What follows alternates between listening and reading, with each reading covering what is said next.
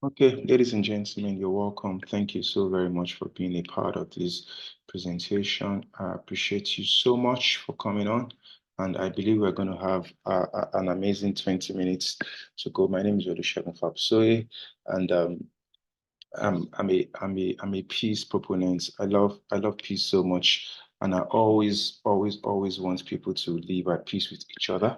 And I welcome you all to this presentation. I've titled this "The Impact of Peace on the Financial Growth and Prosperity in Nigeria," and I'm doing this live from the Federal Capital Territory, Abuja, Nigeria. Okay, so let's get into this. This is a training in line with the for Economics and Peace, IEP.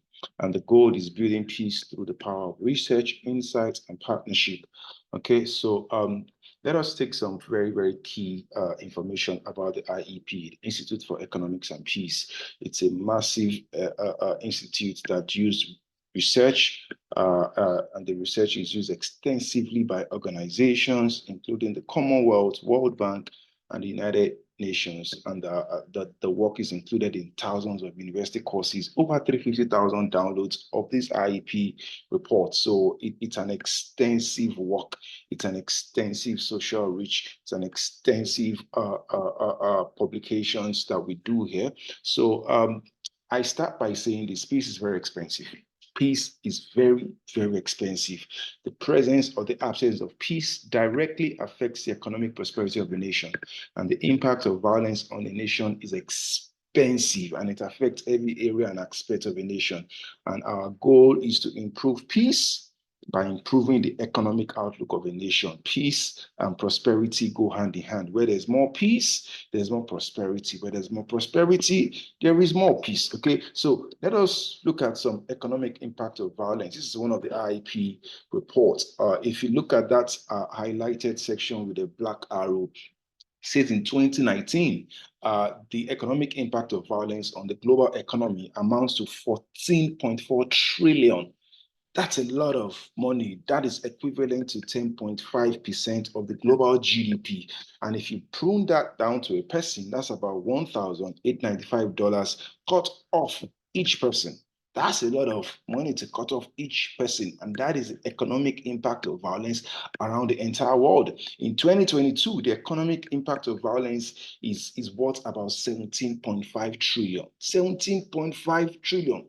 That is an equivalent of $2,200 lost by one person. So if there was a lot of peace, that's an added $2,200 that could have come to each person. But because of the absence of peace and the presence of violence, a whooping $7.5 trillion is lost.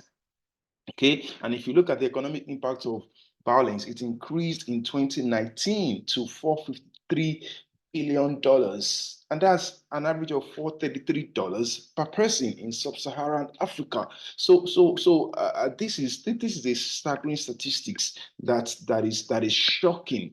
That is very detrimental to every individual on the face of the earth. Okay, so let us zoom into Nigeria. Let us zoom into Nigeria. I'm doing this from FCT Abuja, Nigeria, and the goal is to look at what the absence of peace is causing and what the presence of peace can cause. Let's zoom into Nigeria. So the global peace index for Nigeria is 2.71.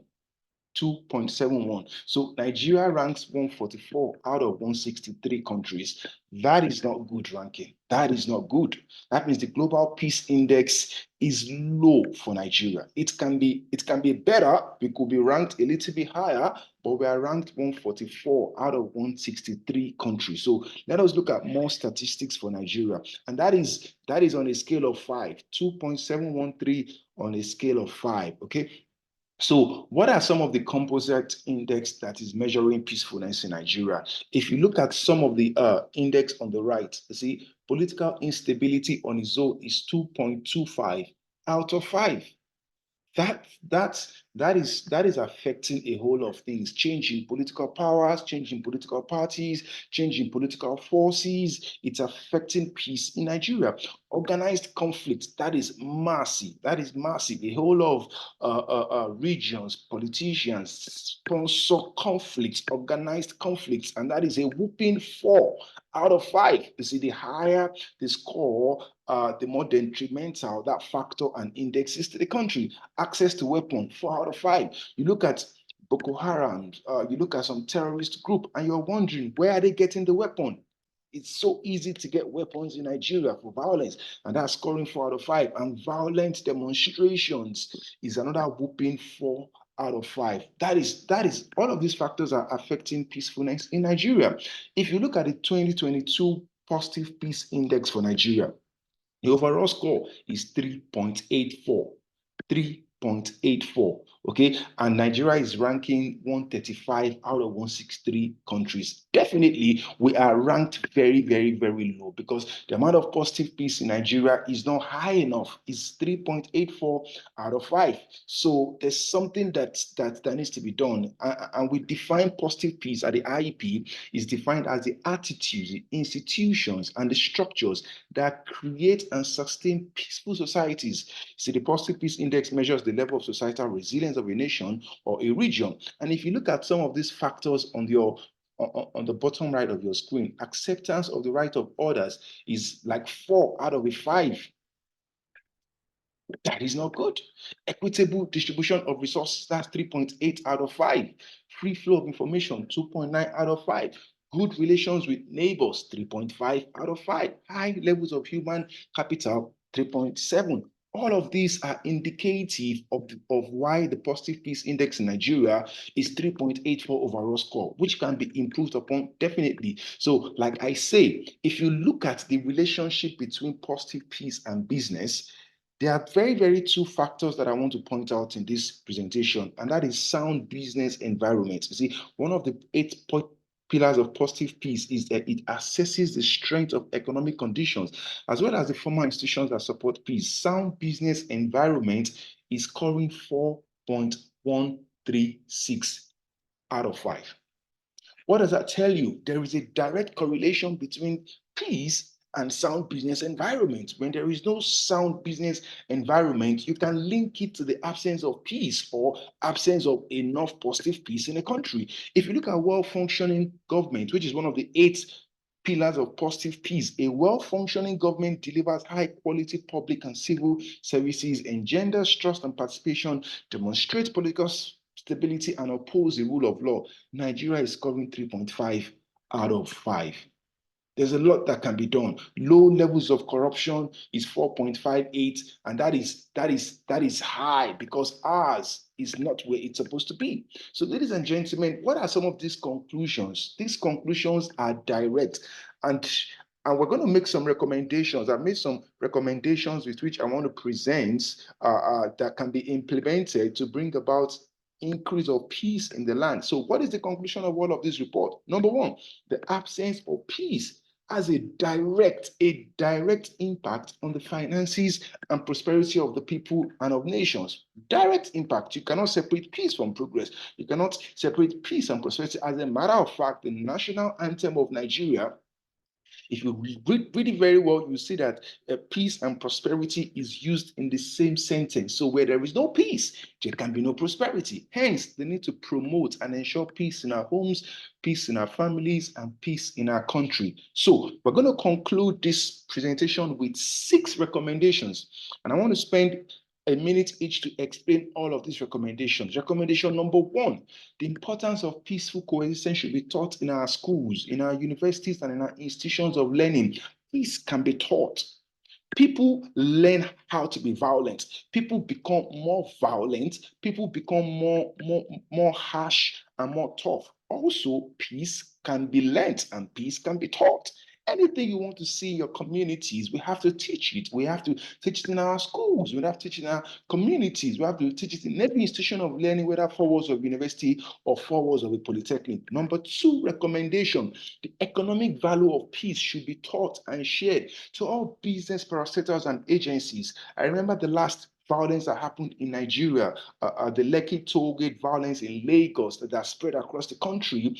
When there's violence and violent demonstrations, businesses are attacked, banks are burnt down to ashes, ShopRites and supermarkets are attacked, looted, crime goes up. So if people know the economic value of peace, they will understand that when there is violence, it's everybody's paying a cost for that violence. If we teach it enough, people will understand it and they will not want to hurt themselves, because when you hurt your neighbor, it's yourself that you're hurting.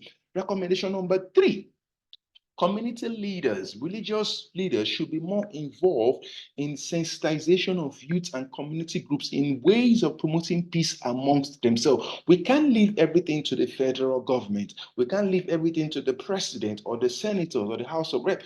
Community leaders, the traditional rulers, the religious leaders should be more involved in letting people know the value of peace and how to promote peace amongst themselves and among ourselves. Recommendation number 4: good interpersonal relations should be encouraged and promoted in different regions and geopolitical zones across the country. A lot of people have not learned how to coexist properly. As a matter of fact, Nigeria is so diverse that you would think, how did they bring all of us together as one country? So we made a decision to be together as a country. Then we should be ready to live together at peace. Different regions, different cultures, different segments, Hausas, Igbos, Yorubas, Christian, Muslims. We should learn how to speak nicely of each other. We should not use derogatory terms to label a culture, a community, a zone. If people can learn how to relate interpersonally well, it's going to filter across. The tolerance is going to filter across the country, and more peace equals more progress and more prosperity. Recommendation number 5: factors such as corruption and inequitable distribution of resources, it breeds hate, it breeds hunger, and it breeds violence, and it should be shown. People get more angry when they discover that their national resources is being looted. Corruption is making them not have access to what they should have. Because if there was there's enough money in Nigeria that can be, distributed for equitable resources, but for business growth. But if a few people sit down on those resources, it's going to breed a lot of anger. It's going to breed a lot of hate, a lot of violence. People will want to attack the government officials. They want to attack the politicians, and you already know that is going to spiral into much more violence across the land. Number 6 recommendation, which is closely tied to number 5, is that business startups and business funding should be made available. A lot of people want to get into business, want to get into entrepreneurship, but they don't have the startup funds, they don't have the funding. So business startups and funding should be made more available to entrepreneurs and would-be entrepreneurs who are willing to become business owners. As a matter of fact, what makes a country to thrive is SME, small, medium enterprise, business owner, self-employed. Okay, people can literally provide jobs for themselves and for their communities. The government is not going to do everything. There has to be a collaboration between the government and the business sector. So if business are well funded, are well started up, people will become independent. And when a man is busy with productivity, he's not going to have time to want to do violent demonstrations. He's not going to have time to be so laid back and waiting for the slightest provocation to go and commit crime. So these are my recommendations, and these recommendations are being communicated to the leadership of different arms, business parastatals, and with the help of the Institute of Education, Institute of Economics and Peace, we can promote peace. We can literally educate. We can literally sensitize more and create an opportunity whereby peace becomes the order of the day. Because when there is no peace, there is no progress. When there is no peace, there's no prosperity. And when there is no peace, there can be no good life. Because peace is actually the very essence and the core of life. Peace with God, peace with self, peace with community, peace with your finances, and peace with your loved ones. So that is my presentation. That is my recommendation. I want to thank everybody that is on this call live, that is listening. And I want to take two feedbacks from some of our leaders. We have business leaders on this call, and it's amazing because the leadership of the business community has more say, more voice as to communicate this information to business parastatals. So I'm going to unmute the microphone for two of our leaders here to ask their questions or to buttress one of the recommendations so that we can bring this presentation to a close. I'm going to start with Priska. She's on here. I've asked you to unmute. You have your recommendation or you want to buttress one of our recommendations. The mic is yours. The floor is yours.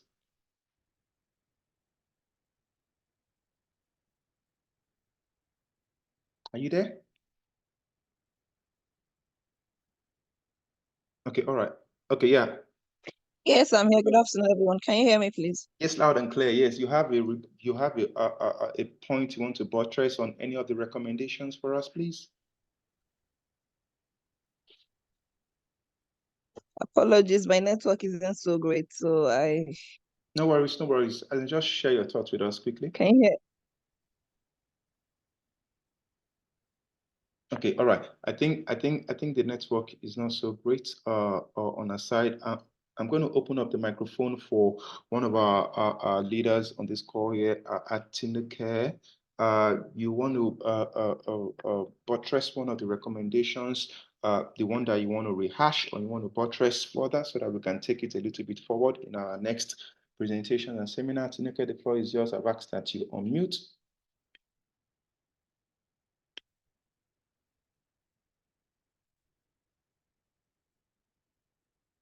Okay.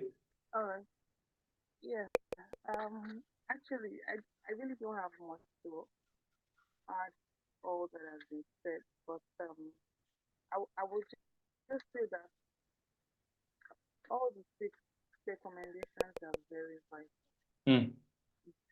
Those six key points contain a whole lot of things. So if we all can just spend more time to ponder over those 6 points and rehash them, think more about them, it will go a long way in um, giving us a better understanding. All the six are just very vital. All the very six are just vital.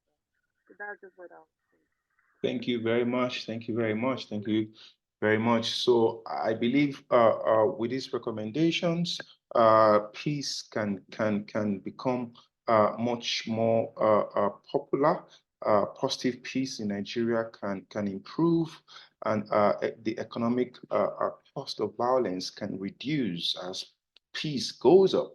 So thank you very much to all of the audiences. We're glad you made up time to be a part of this, and we encourage you to be a part of our IEP programs. We encourage you to be a part of our IEP Peace Academy, and we encourage you to also join us as we promote peace in our nation, in our world, and in our communities. Thank you very much. This presentation has officially come to an end. Thank you very much. Bye-bye.